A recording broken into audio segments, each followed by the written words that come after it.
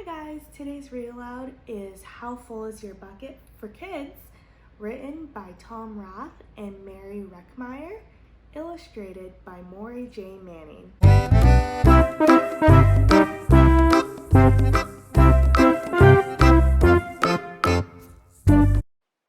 Felix was putting one of the last blocks on his tower when his little sister came in. "I want to build with you," she said.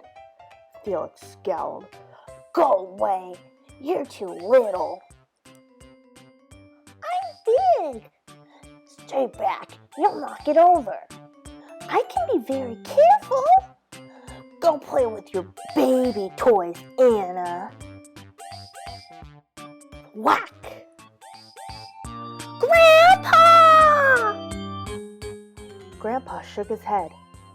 "Felix, you just dipped from your sister's bucket. Like everyone else, Anna has an invisible bucket. When it's empty, she feels bad. But when it's full, she feels great. Did you ever notice your own bucket?" Invisible bucket?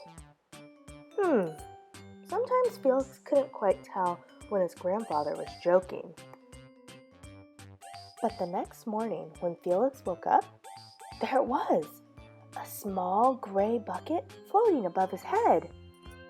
When Felix came down to have breakfast, his mom was in a hurry.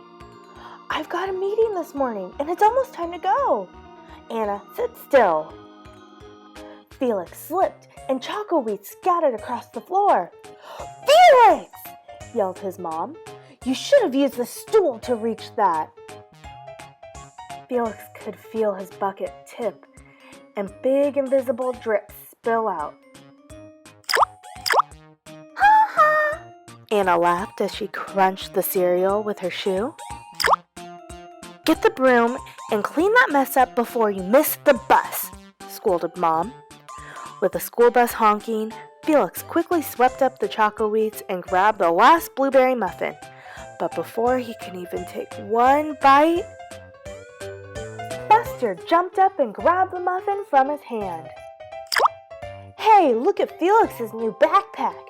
My baby brother has one just like it." "Psst, Felix, psst." "Watch out, shrimp."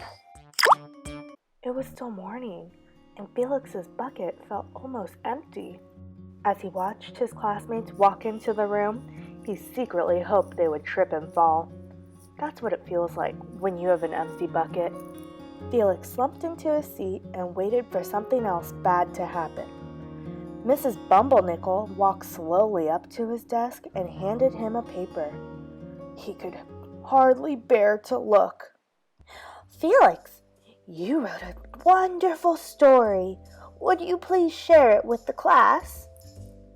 Felix grinned and felt a big drop land in his bucket. The class grew quiet. They laughed at all the right places and oohed at the scary parts. When Felix finally read the end, everyone clapped, even Emily, who sat next to him and didn't usually like dinosaurs. Felix felt a whole shower of drops land in his bucket. Maybe the day wouldn't be so bad after all.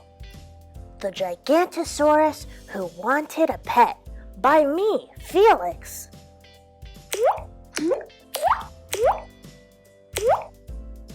Team captains today are Veronica and Felix. "Nice cow." "It's a dog." "Well, nice colors there, Felix." "Cool laser ant backpack, Felix." By afternoon, Felix's bucket was nearly full.